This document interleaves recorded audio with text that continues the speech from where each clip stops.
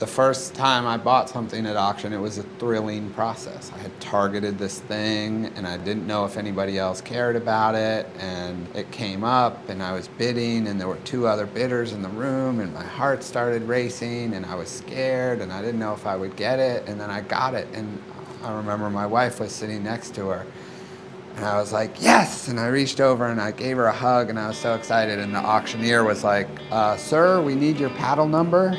It's cool, man. I mean, not everybody has access to the primary market, but when they're at auction, when they're at Sotheby's, it's fair game. Whoever wants it most and who can never pay for it gets it.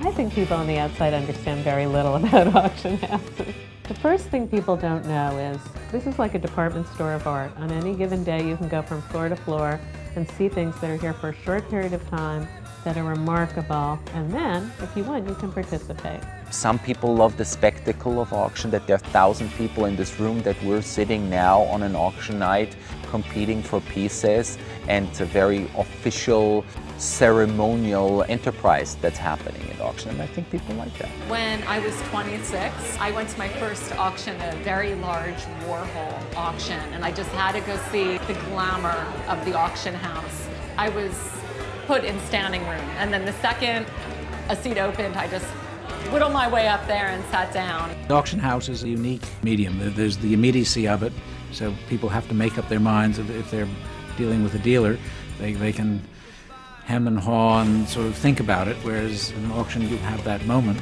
and it's a more competitive thing. I don't think auction is the only place to buy things, but it is a great place to buy things. Here, during the auctions, lots of buzz, lots of people. You could be a man off the street, you could be standing next to the Hong Kong billionaire, and yet you're treated very equally, I think. It gives you a very special feeling, you know, to be there. Your last chance in the front, sir, at 8 million too. You see so many friends, so many familiar faces. 20 million. And they appear every time, you know, when there is an auction. 50 million. At auction, if you base for something $20 million, but you know there was a bid at 19 just before you, it's a certain safety net that was like, oop, at least there's someone who would have spent 19 on what I spent 20 on. So it gives me kind of, it grounds me. Thank you very much, Meaty. L0099, 70 million. You try to put them at ease, you try to ask them what they really, really want, and you try and, you know, put yourself in that position and say, look, if I'm that same person, or my sister is looking for something, my mother's looking for something, my cousin's looking for something, how would you want somebody to look after them? Why do people buy and why do people sell? You need to get to their feelings before you actually can do a good job for it, because if you're just forcing the issue, they're never going to come together. I always think of the art world as a giant jigsaw puzzle, where you know where the pieces are and you need to know who's looking for what. Auction is not that 10 seconds when that piece is being sold. And then people make a decision. The key is to constantly think about what picture might appeal to which client, and then see if something can come of it, both in terms of the buyer and in terms of the seller. That thing is actually so interesting that there is one unique seller in the world and one unique buyer that they're going to meet. And that could be a very remote chance or could happen every day.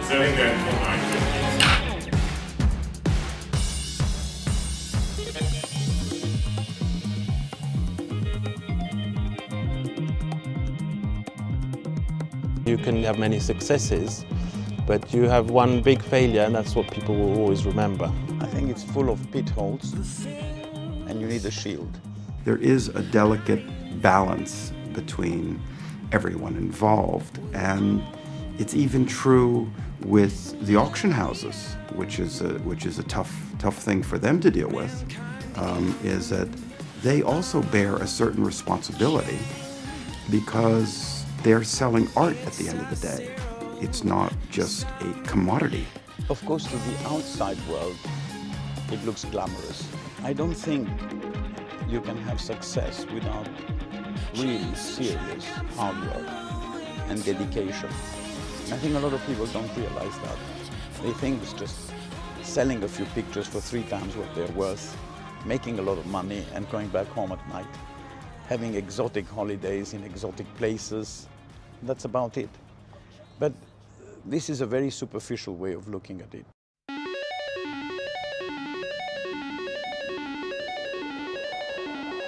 If you look at great museums, great public collections like the Met British Museum, of course, as a source of study, they're extraordinary institutions. But I think a personal collection, someone's personal view, someone's personal sort of lucid interpretation of a field can be even more fascinating. When we meet a client or when we meet a new collector, somebody comes and looks at something and is emotionally moved, that's very satisfying. You get great satisfaction ultimately, not from the price you're paying, but from the person who buys it. If it means anything to him, then you're fully satisfied in what you have found and what you've sold. The way I built most of my friendships with the collectors, with dealers, is really sharing a passion for an object, for a feeling. It's not easy to find people that have that same sensitivity for certain things. So I think that's what I love about my job. Certainly a lot of people like me wouldn't have the opportunity to see and experience and buy and live with a lot of the art that we do. Ultimately, it is about love and passion, what one does, and that is the greatest inspiration. These objects connect us to